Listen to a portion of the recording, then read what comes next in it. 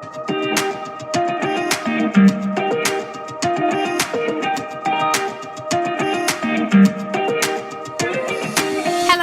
my name is Angela Cox and I am the Mindset Mentor, and this is the Mindset Mentor Meets podcast. Now, my aim is to discover and share the secrets of success. You'll hear engaging and uplifting interviews with business leaders at the top of their game, all primed to deliver bucketfuls of value and inspiration. We'll bring practical tips, success strategies, and golden nuggets of motivation to help you unleash your absolute potential. Now, please do like, share, and leave a review if you love this podcast. It really does help others to find us. Thanks for listening, and let's jump in now and meet this week's fabulous guest. Hello, and a massive welcome to this, our 50th episode of the Mindset Mentor Meets podcast. I can't quite believe that we've made it to 50 episodes already this year. We started off the podcast in April as a bit of an experiment, and here I am, the woman who very rarely finishes anything, still going and making it to 50. And what an experience it has been thus far. I have to say, I have really enjoyed it. There have been times where I have felt so nervous interviewing the various people that I've had the pleasure to talk to. But really and truly, your feedback and the connections that you've made as a result of this podcast makes it all worthwhile. So today you might notice that I haven't introduced a guest, and that's because I don't have a guest with me. You are going to have the pleasure, I hope, of listening to me all the way through this wonderful 50th episode. What I have done with the help of my wonderful virtual assistant, Kath, is listened to all of those magic moments in the podcast where our guests share the secrets of success. And I formulated for you the top 8. It's a bit like, you know, when you were small and you'd listen to the top 40. It's a bit like that. Only I've not got 40 for you. I've got 8 of them. And we're going to share these a bit later on in the show to give you an indication of kind of the most popular secrets of success, I suppose, that have come from our wonderful guests over the months. But before I do that, I want to give you a little bit of the behind the scenes about how I came to start the podcast, some of the funnier moments that I've had along the way, and just give you a bit of a sneaky peek, really, as to what the Mindset Mentor Meets podcast is all about. I have had some incredible guests, and sometimes I, speak to people that I've known for a long time, and I find that really, really easy. And then occasionally I'm speaking to people that I have never engaged with before. And so that can make it a little bit more challenging to dig under the skin of people that I'm only meeting for the first time over Zoom on the podcast. So I'm going to tell you a little bit more about that. I'm going to tell you about why I'm doing the podcast, what's kind of the driving reason behind it, and how I learned how to do it. And then I'm also going to give you some of the funnier moments of how I have coped interviewing the various guests. So I hope you'll enjoy it. It's a little bit lighthearted. We are on our way into the Christmas season. And although this Christmas season is going to be different, perhaps from ones that we've had before, I will start by wishing you all a very Merry Christmas. And I hope that you get to connect with some family members and enjoy it in this weird and wonderful world that we have come to know during 2020. So, 50 episodes in. And as a life coach, one of the things that really drives me is curiosity. I am passionately curious about understanding how people tick and what the stories are that they have in their past that mean that they behave and think and act in the way that they do. And of course, I get to explore that through the coaching that I do with my clients, but I'm really interested in it from a leadership perspective as well. So one of the things I noticed when I worked in a corporate environment, not only about myself, but about those that I work with too, is just how often we choose to wear a mask in order to try and fit in with what we believe we need to be in order to be successful in the environment, in the corporation, in the organizations that we work in. And I've often felt about myself, and indeed about looking at others, that this is actually something that holds us back quite dramatically. And I think it's something that over the next few years is going to be addressed more and more as we explore this word authenticity and what it actually means, and how do you actually show up as the true version of yourself and do that without fear and without doubt that it will hold you back. Now, it's interesting looking at the top 8 areas of success because a lot of them actually play into that. But one of the things I know to be true is there are many, many leaders in organizations that feel that they are not able to bring their true, authentic self into the workplace. And that's something that I feel passionately about helping to change over the next few years. And it's something that when I go on to start the doctorate later in 2021, that I am going to be exploring in more detail and doing some research around. So the curiosity was one of the reasons why I started the podcast. Some might say that I am very nosy, and that's probably true. I do like to understand people.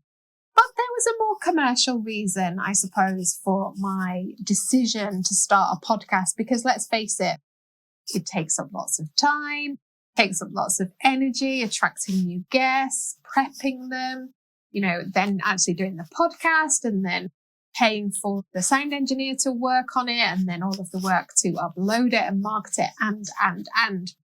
It's a little bit of an industry. But it's one that I took the decision was worth investing in from a time perspective, because I am not a big fan of lead generation in the way that coaches are expected to generate leads. I have 2 sides to my business. I have a product-led side to the business, which is online programs, which really work in that Facebook ads type arena, in terms of attracting new leads in and helping them work through my value ladder, as it's called, so that they can get the tools and techniques that they need and they can work through my programs. These are relatively low cost programs and therefore Facebook ads work really well for that. But when I come to look at my one-to-one coaching, this is what is known in the marketing world as high ticket value service.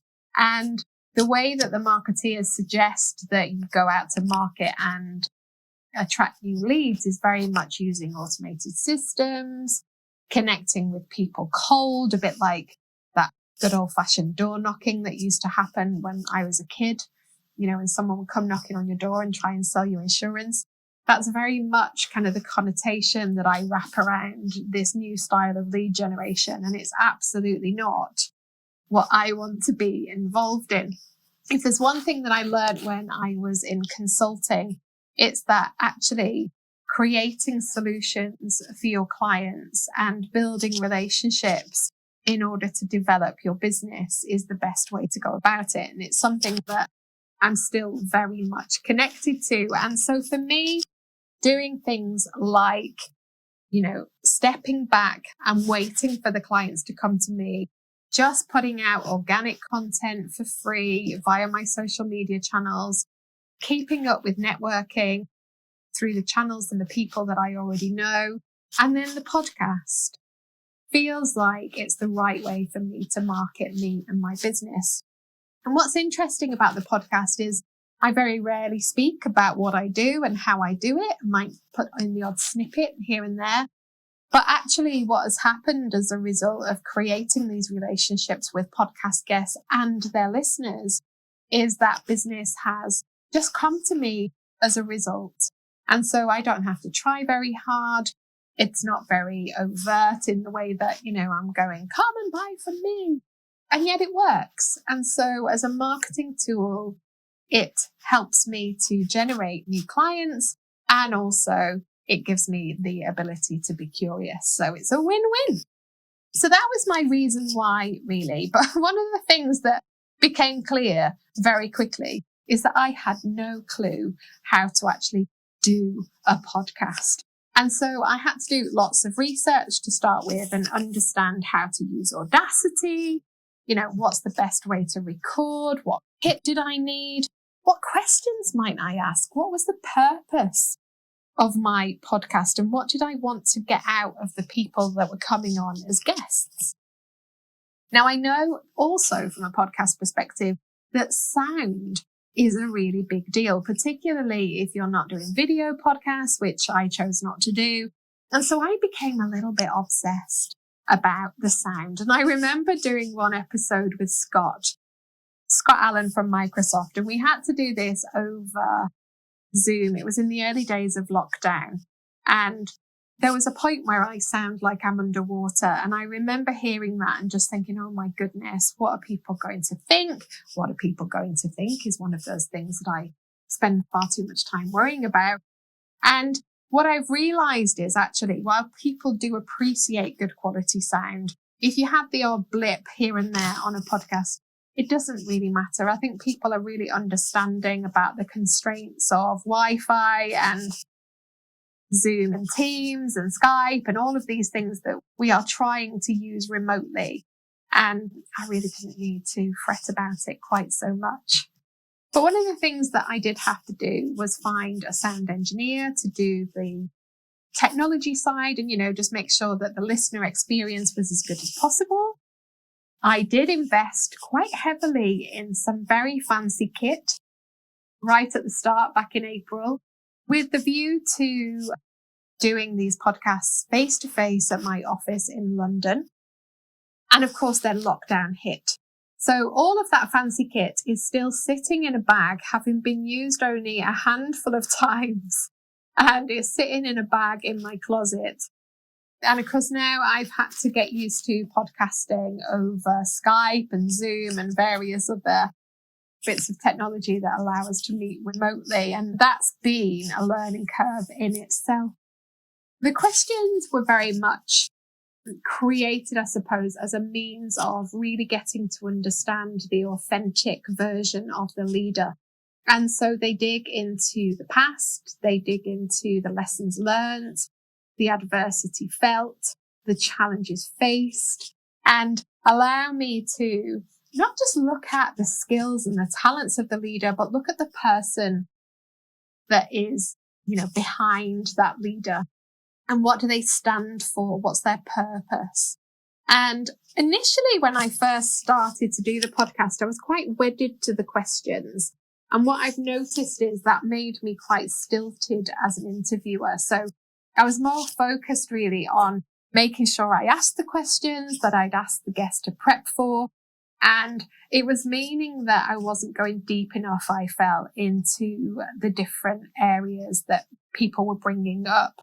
So I think in the latter half of the interviews that I've done with people, certainly in the last few months, I've managed to relax that a little bit. And, we always start with the pom-poms moment, and that allows me to dig in then to various different aspects of the person's life and really just spend more time in one or two areas rather than feeling like I have to ask question after question after question. And I think the turning point for that was working on the podcast with Peter Zorn from IBM, who, really elongated his answers. And I think his pom-pom moment took about 15 minutes to come through as he told these elaborate stories that were just fascinating to listen to.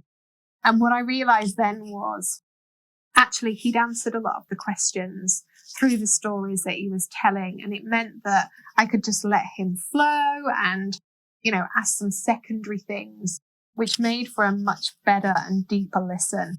So that's what I'm trying to do now, but it just shows my learning, I suppose, as a podcast host, and not being too wedded to my initial intention and allowing it to flow more freely is meaning I feel much more relaxed, and therefore the guests feel much more relaxed, and we get a better conversation as a result. Now, I do feel blessed that I know a lot of people, and whilst it's lovely to meet brand new people on the podcast, it does make for a more nerve-wracking situation as the host. I find it much easier when I already have a connection and a relationship with somebody, which in 70% of the cases on the podcast, that is true.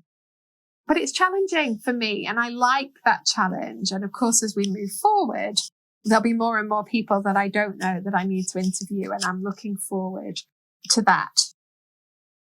People have started to come forward now, which I always think is really lovely. So we've had lots of people volunteering, and asking to come on the podcast.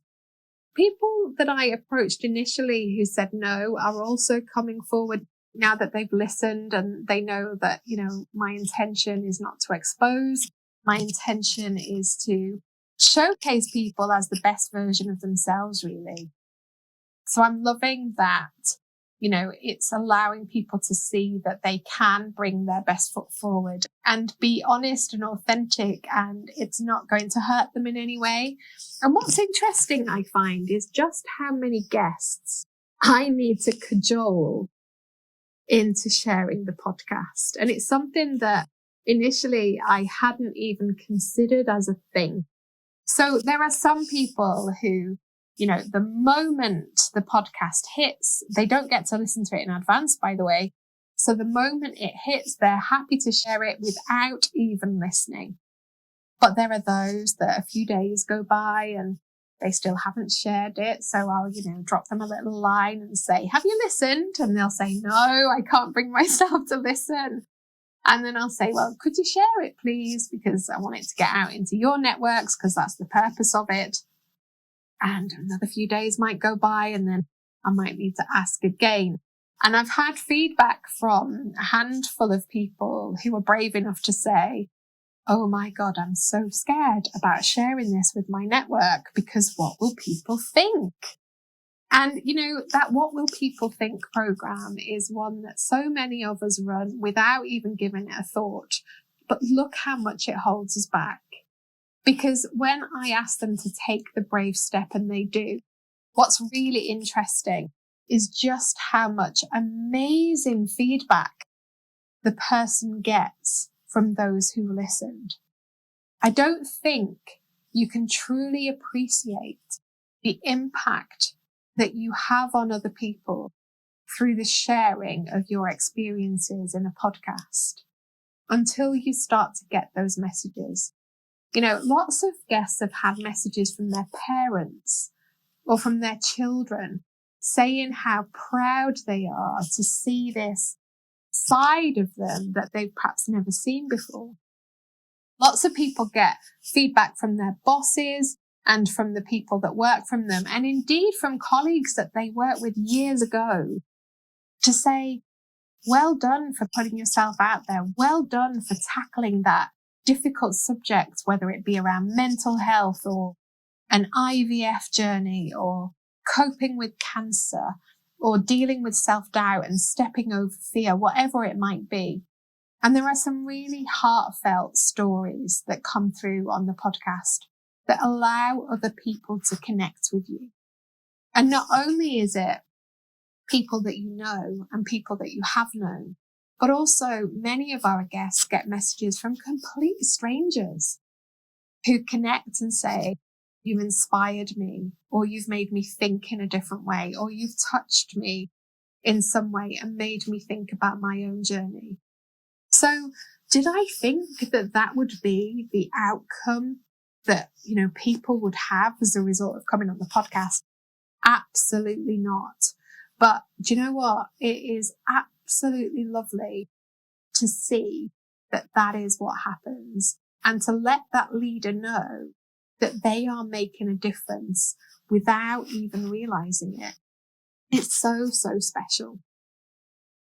So let me roll back now to the beginning. I actually think I said April earlier, but I'm thinking it might have even been March when I first started. And I've got a lovely office in Holborn.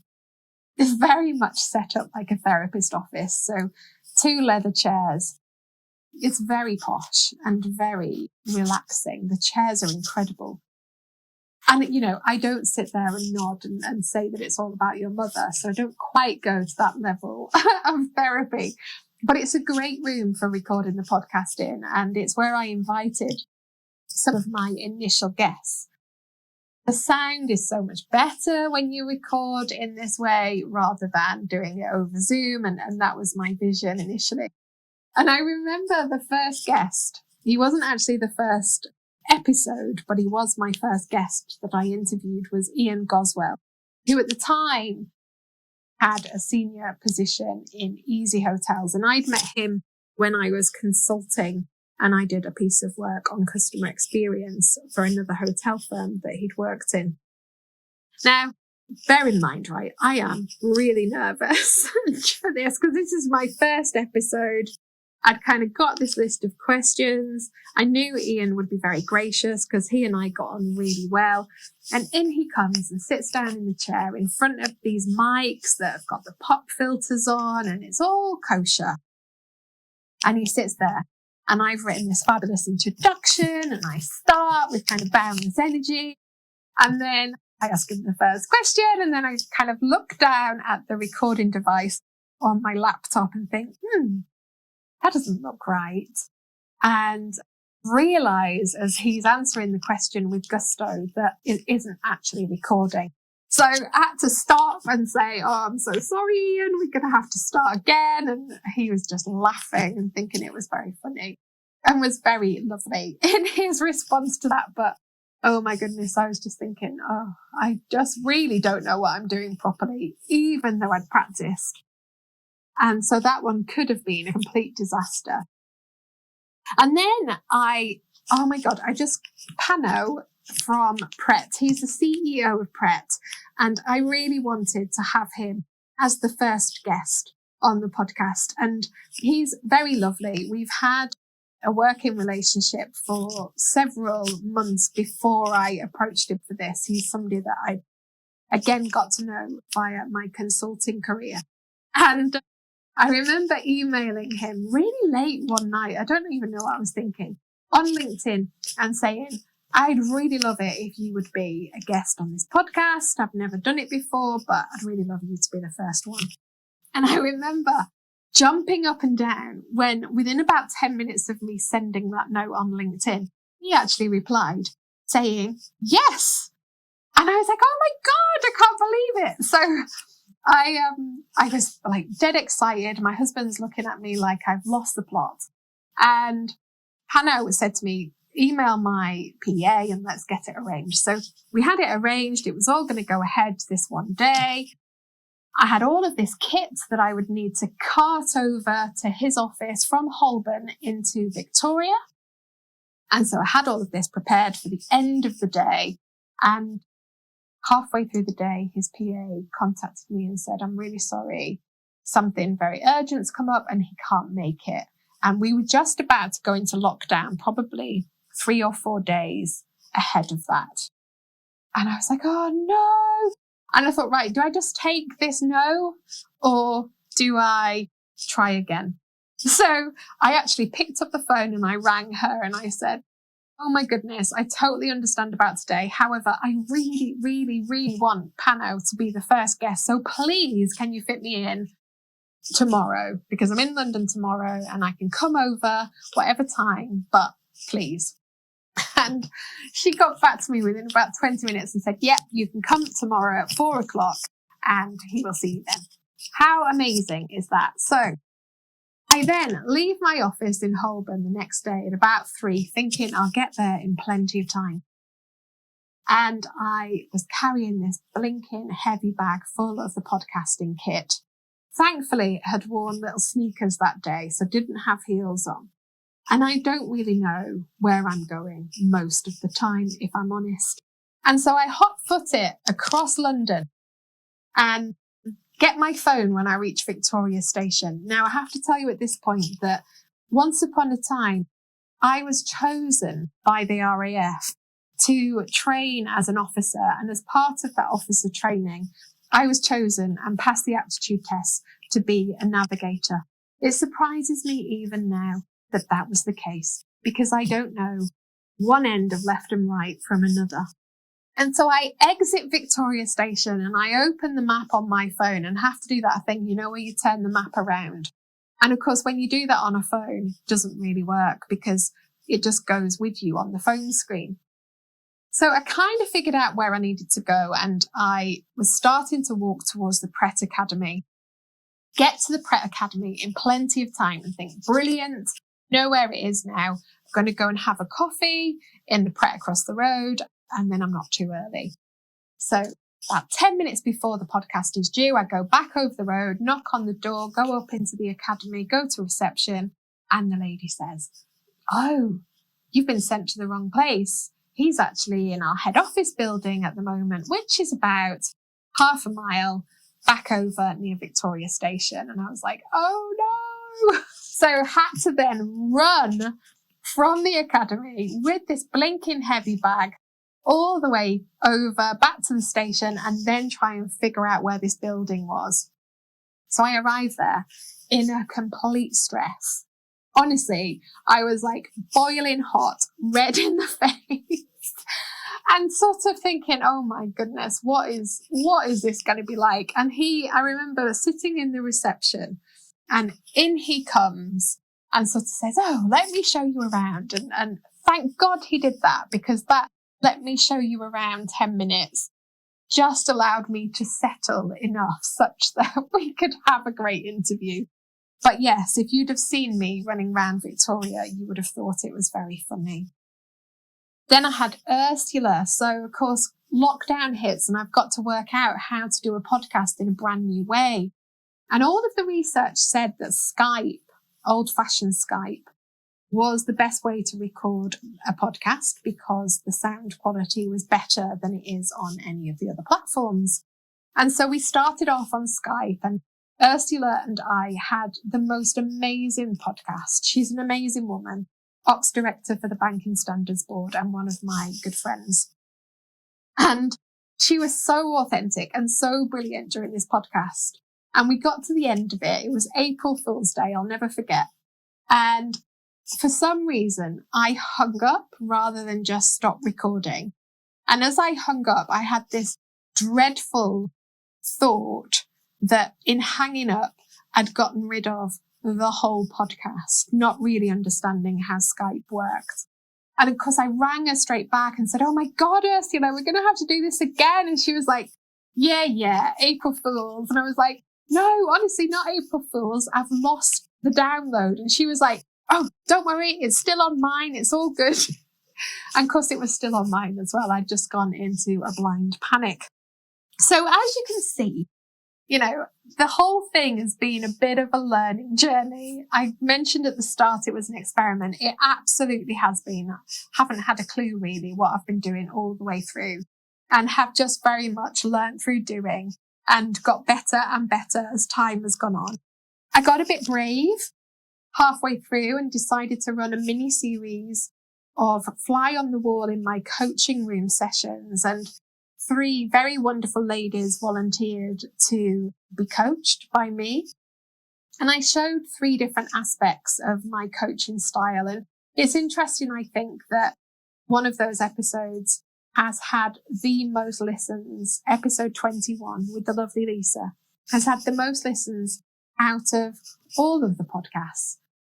And I think that just shows that, there are people who are curious about adversity and the tough stuff that we have to lean into as humans. And that episode in particular was very heartfelt and makes for difficult listening at times.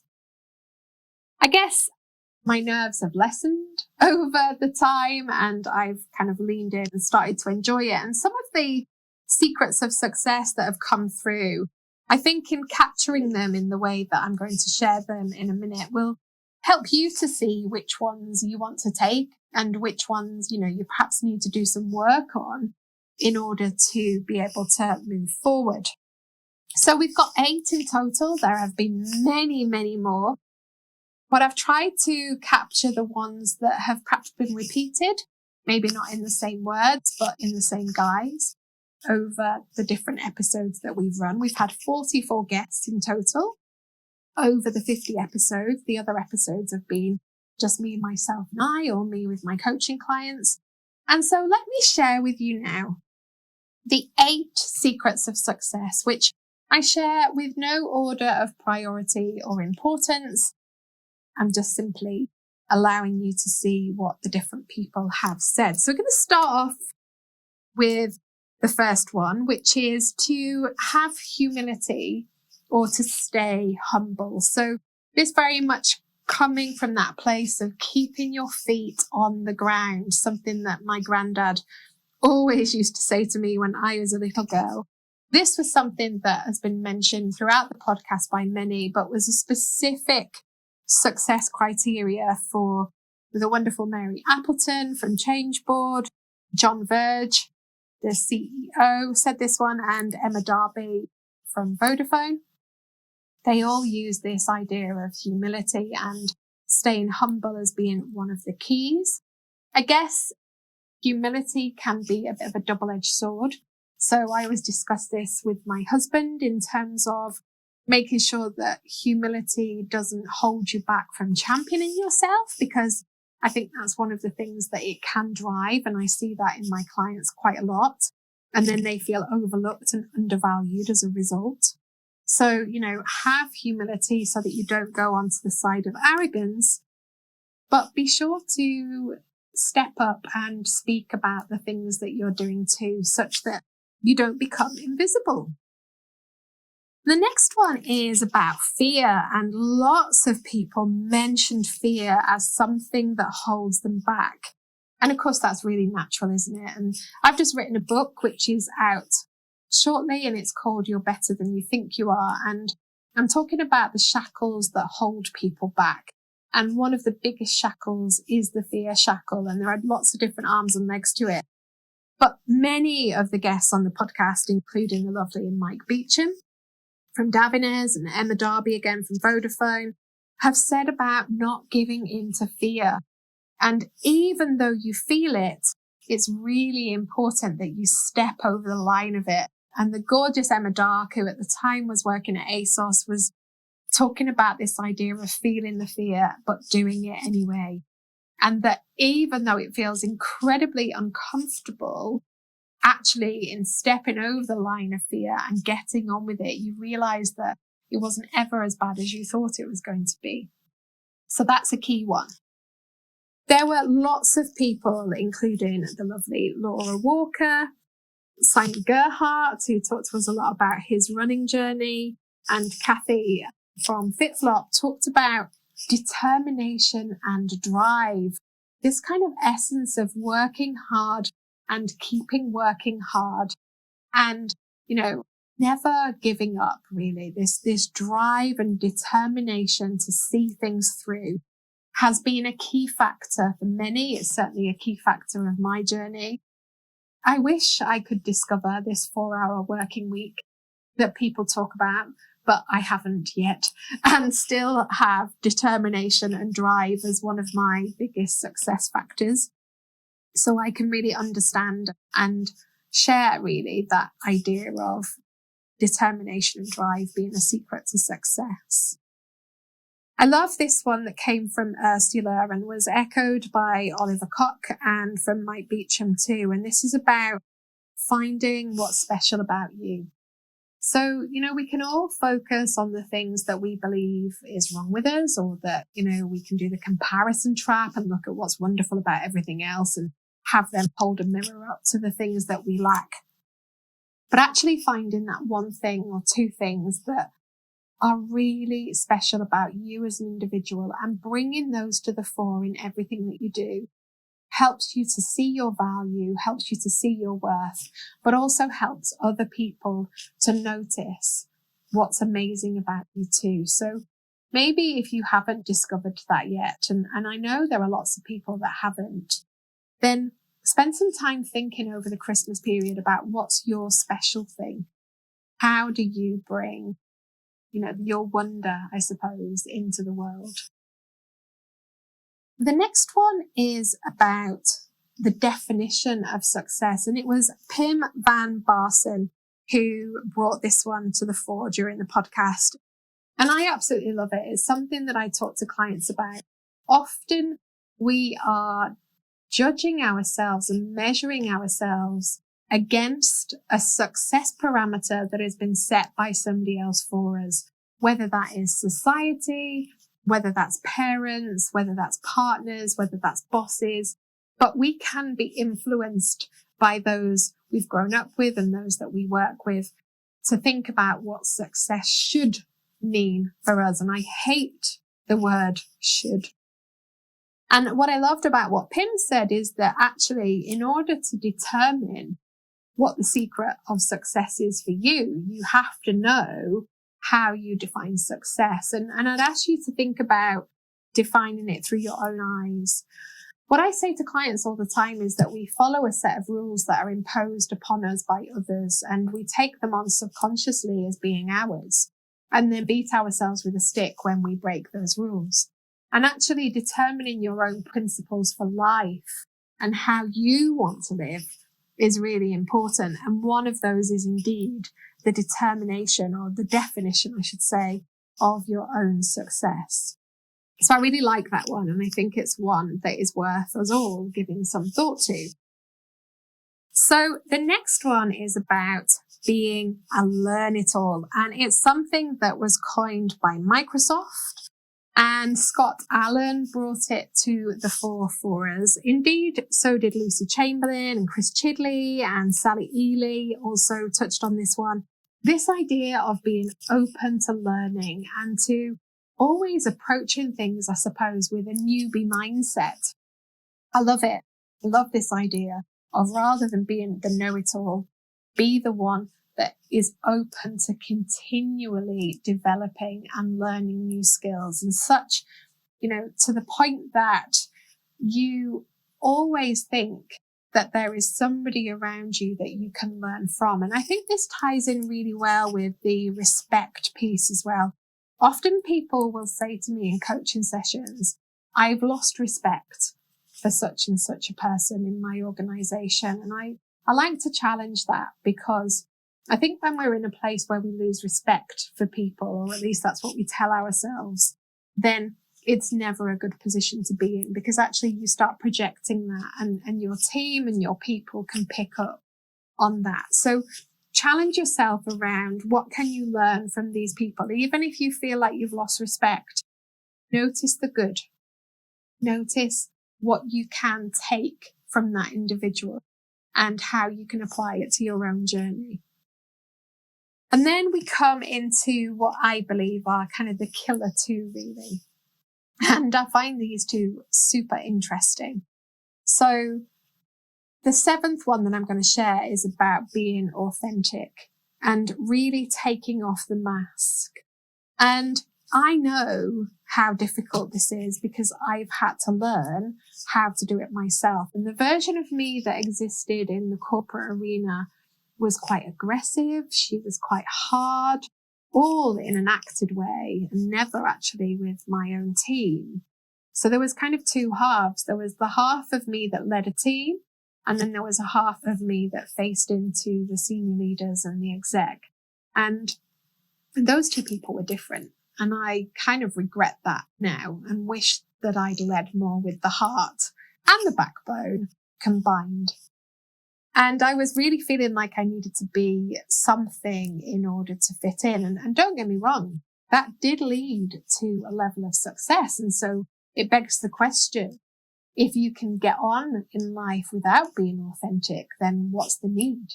But what it does is it creates a conflict internally. And it also means that people struggle to trust you because you're not being true to yourself. And I think Peter Zorn brought this through brilliantly. when he talked about it. And lots of people, Ruth and Ursula and John and Emma and Matthew, all brought this through. So this idea of being authentic takes a lot of soul searching. It means that you have to dig really deeply in order to understand who you are, what you're about, and then take it back to that stepping over the line of fear to be able to take that mask off and start to show up how you truly are. And know that you can do that without everything falling apart, without people starting to catch you out or call you out. So I think it's one of those experiments where, again, going into that be a learn it all, you have to learn through doing with authenticity and just trust yourself to take small steps forward into the true version of you, such that you can test and trial your reactions, other people's reactions, and grow into it.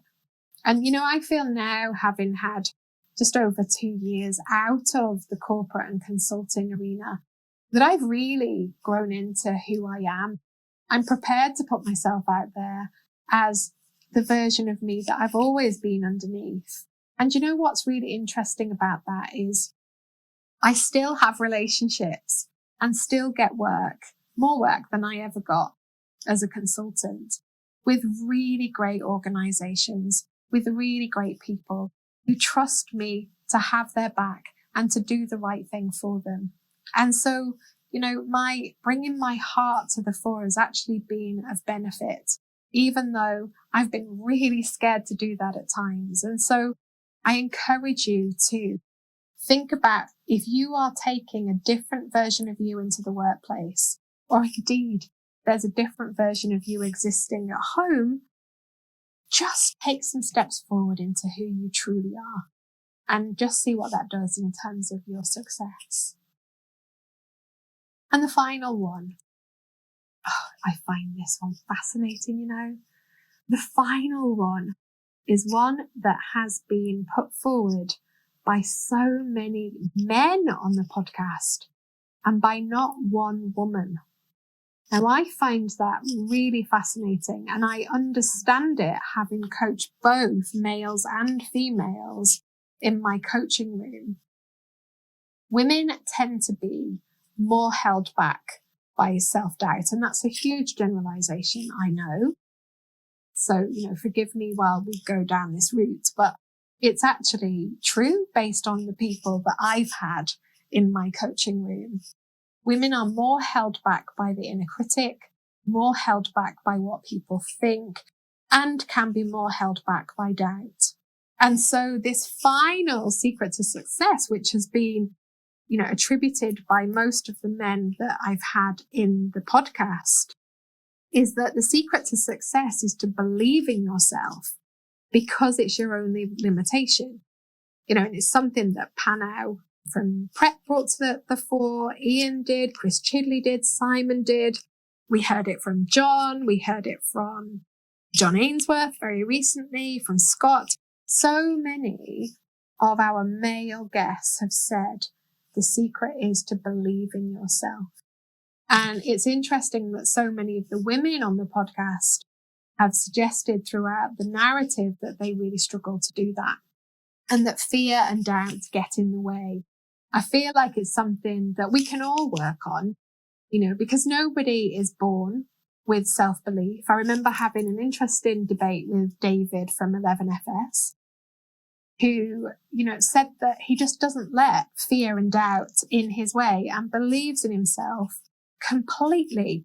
And I'd love to understand the program that sits behind that, because if more of us could run that program every day, it'd be wonderful. And I think self-talk really does come into this. So, Panow was saying that to believe in yourself, you've got to do it in order to be able to succeed. And part of that is through the self-talk and through the dialogue that you have with that inner critic every day. And this is why I encourage people so often to think about affirmational thinking, to think about reframing thoughts, to understand when they're using cognitive distortion. And this is all stuff that I cover in the new book, which I'll just do another shameless plug for now. You're better than you think you are, because it does lead into this idea of believing in yourself. So whether you be a woman or whether you be a man or, whatever, what I want you to think about is, are you believing in yourself as much as you possibly can be? Because if you're not, start to work on that inner voice and start to banish that self-doubt that is holding you back, because you really will flourish as a result. So there we have it. Our 8 different secrets to success. We have stay humble, don't give in to fear, have determination and drive, find what's special about you, determine the definition of your own success, be a learn-it-all, be authentic, and believe in yourself. There is probably another book to be written, sharing those in more detail. Who knows? I might get to that in the next year, or someone else might do it for me. But for now, at least you have them and you can reflect and think about how they help or deter you. Now, if you do need help, I'm always here in my role as the life coach, but also I have something called the Project Me Academy, which is a 12-month online program supported by a Facebook community that allows you to work through my program, which is about unleashing your absolute potential. So it works out, where are you now? Where do you want to be? What's the gap? How do we close the gap? It digs under the skin. It gets practical. It builds a life plan. It focuses on what I call the business as usual so that you make progress within the month. And it is going to be fabulous. More than 100 people have already signed up, and I'd love you to come on board too. It starts on the 1st of January. So register now. You can find the details by clicking the link in the show notes. And I really hope that you can come on board and join that. I wish you a very Merry Christmas. And let's hope that our new year brings some great news about COVID. And just thank you really for listening and supporting the podcast and for being so gracious in the feedback that you've given to all the wonderful guests. Thank you to my guests for being open and honest and transparent and just lovely, and for making my life very easy throughout. And all I would ask now is that you go on and leave us a 5-star review. These really make a difference, particularly on Apple. And so if you can just take a few moments to do that, I would be immensely grateful. Take really good care of you and of yours, and I will see you in the new year. And my goodness, what a great first guest I've got for you to kick off our series in 2021. I do hope that you enjoyed listening to the Mindset Mentor Meets podcast. If you did, be sure to check out the show notes to access all of those important links. For more about me, visit my website at www.angela-cox.co.uk. Now, I'd really love it if you could subscribe to our channel so that you never miss an episode, and do leave us a 5-star review because it really helps us to get noticed.